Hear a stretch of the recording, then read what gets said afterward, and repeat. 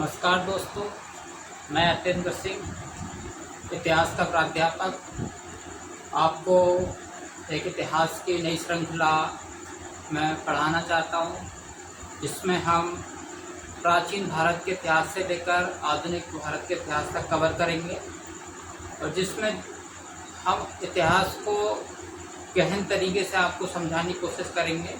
Topic by topic सारे topic cover करते जाएंगे हम। तो हम शुरुआत करते हैं प्राचीन भारत के इतिहास से।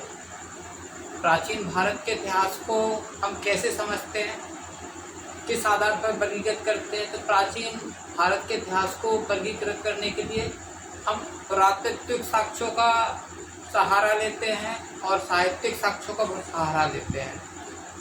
इनके आधार पर हम इतिहास को वर्गीकरण करते हैं। तो आइए कैसे वर्गीकरण करते हैं इतिहास का। तो देखिए, एक तो होते हैं पुरातात्विक साक्ष्य,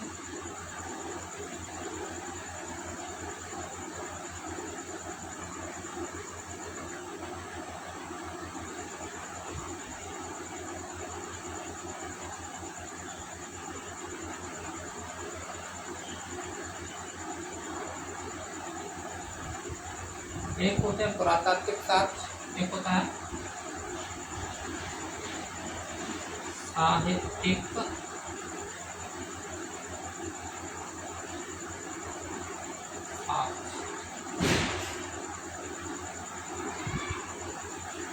इन साक्ष्यों के आधार पर हम इतिहास के कालखंड का अध्ययन करते हैं।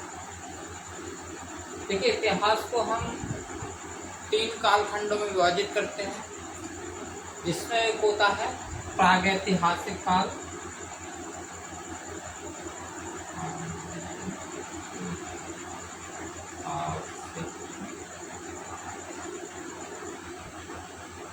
प्रागैतिहासिक काल, इसको प्राग ऐतिहासिक काल भी कहते हैं, इसको प्री हिस्टोरिकल पीरियड इंग्लिश में कहते हैं।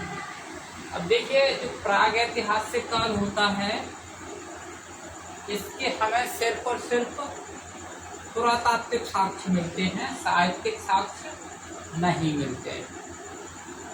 जहाँ पर हमें पुरातात्विक साक्ष्य मिलते हैं, जिसका हमें साहित्यिक साक्ष्य से कोई जानकारी नहीं मिलती, उसे हम क्या कहेंगे? प्रागैतिहासिक काल। इसके बाद आता है आद्य ऐतिहासिक काल।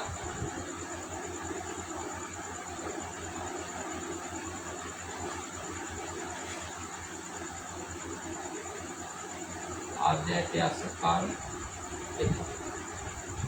जो आद्य ऐतिहासिक काल है, आद्य ऐतिहासिक काल में हमें पुरातात्विक साक्ष्य भी मिलते हैं और साहित्यिक साक्ष्य मिलते हैं, परंतु इन साहित्यिक साक्ष्यों को पढ़ नहीं सकते हम। साहित्यिक साक्ष्य में कुछ लिपियां मिली हैं, जैसे हड़प्पा सभ्यता में हमें कुछ लिपि मिली है, इसको हम पढ़ नहीं सके।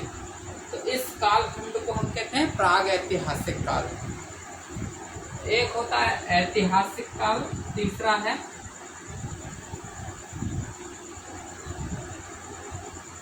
ऐतिहासिक काल।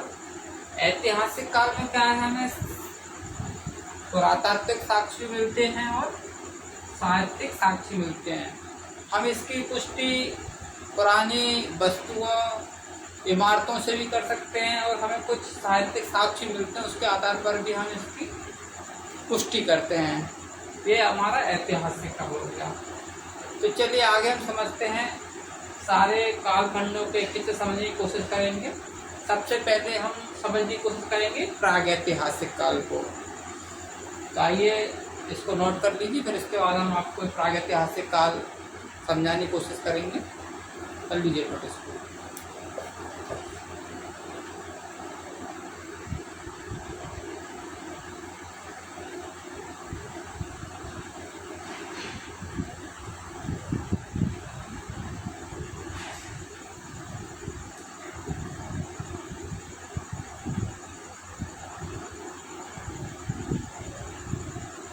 देखिए, ये तो हमने आपको अभी साक्ष्यों के आधार पर वर्गीकृत करके दिखाया था। अब हम इसका एक तरह से और वर्गीकरण कर सकते हैं, जिसमें हम देखते हैं कि आखिर ये कब से चला आ रहा है। तो इसको हम कुछ वैज्ञानिकों की खोज के द्वारा इसको कुछ हम सालों में भी देख सकते हैं, अगर कौन कब से कब तक रहा इसको हम देख सकते हैं। तो देखिए प्रागैतिहासिक काल,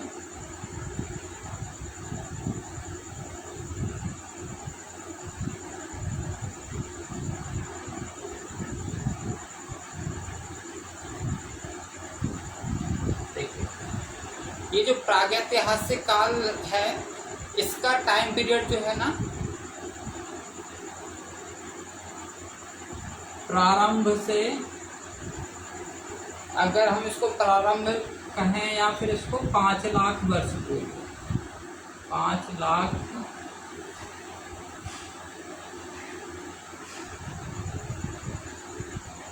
वर्ष पूर्व से लेकर 5 लाख वर्ष पूर्व से लेकर 3000 वर्ष पूर्व तक, 3000 वर्ष तक, ये 5 लाख वर्ष से 3000 वर्ष तक हम प्रागैतिहासिक काल को देखते हैं। उसके बाद देखिए हम आद्य ऐतिहासिक काल को देखते हैं।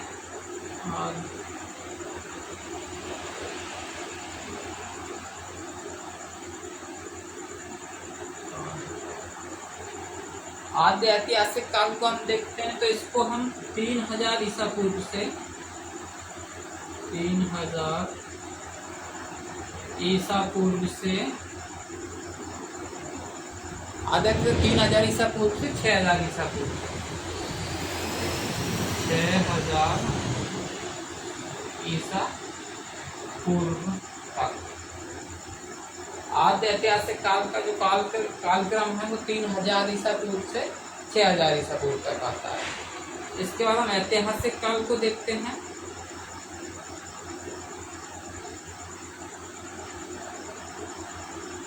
ऐतिहासिक काल, तो जो ऐतिहासिक काल का टाइम पीरियड है, सॉरी ये मैंने 6000 बोल दिया, 6000 नहीं है, ये 600 ईसा पूर्व है, ये माफ करिए गलती हो गई, ये 600 ईसा पूर्व तक है। अब इसके ऐतिहासिक काल है वो 600 ईसा पूर्व से, 600 ईसा पूर्व से आगे। बाकी फिर तो इतिहास लेखन की परंपरा लगातार चली आ रही है अभी तक।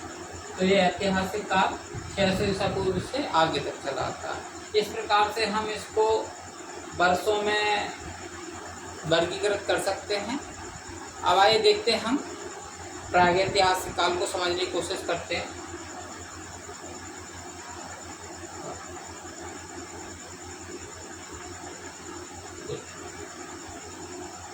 ये प्रागैतिहासिक काल,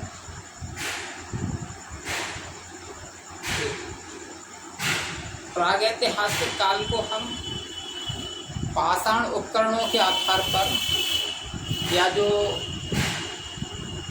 औजार रहे हमारे उनके आधार पर हम 2 भागों में विभाजित कर सकते हैं।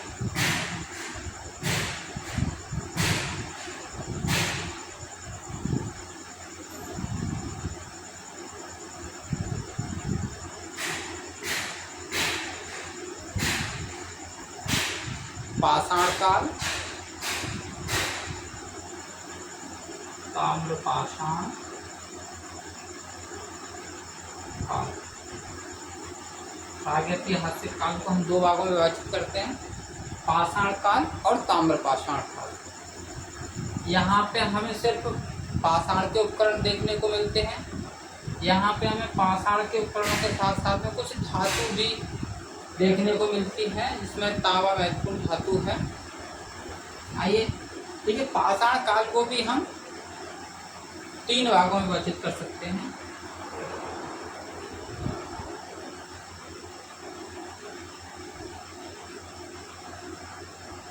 पाषाण काल को हम 3 भागों में विभाजित करते हैं। पुरा पाषाण, पुरा पाषाण काल, मध्य पाषाण काल और नव पाषाण काल। ये पाषाण काल को हम 3 भागों में विभाजित किया, पुरापाषाण काल, मध्य पाषाण काल और नव पाषाण काल। इनका जो विभाजन का आधार है वो हथियारों के आधार पर है। हथियार इंसान ने जो प्रगति करी है, जैसे पहले आखेट करता था, आखेट में आखिर कैसे कैसे इंसान अपने आप में परिवर्तन लाता जा रहा है, उस आधार पर हम इसको वर्गीकृत कर रहे हैं। अब देखते हैं, ये पुरापाषाण काल है, इसको भी हम 3 भागों में बांट सकते हैं। पुरापाषाण काल को हम 3 भागों में विभाजित करते हैं, जिसे बोलते हैं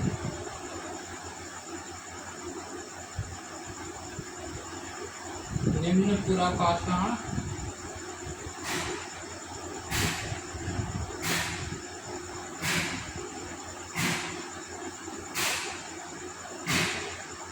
निम्न पुरापाषाण काल,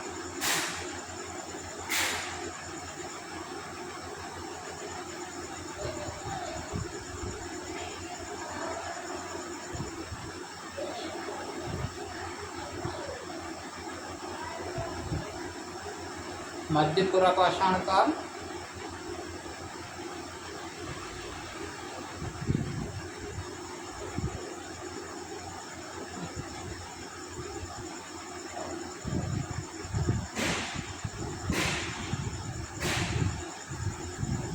और उच्च पुरापाषाण काल। इसको भी हमने 3 भागों में, पुरापाषाण काल को 3 भागों में विभाजित किया, निम्न पुरापाषाण काल, मध्य पुरापाषाण काल और उच्च पुरापाषाण काल। इस तरीके से हम प्रागैतिहासिक काल को विभाजित करते हैं। अगर आपको ये समझ में आ गया हो तो इसको आप नोट भी कर सकते हैं। देखिए, हम चाहें तो इनको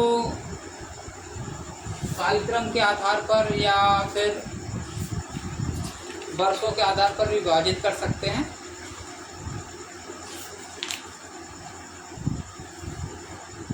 देखिए, ये जो पाषाण काल है, तो पाषाण काल को हमने बताया था आपको कि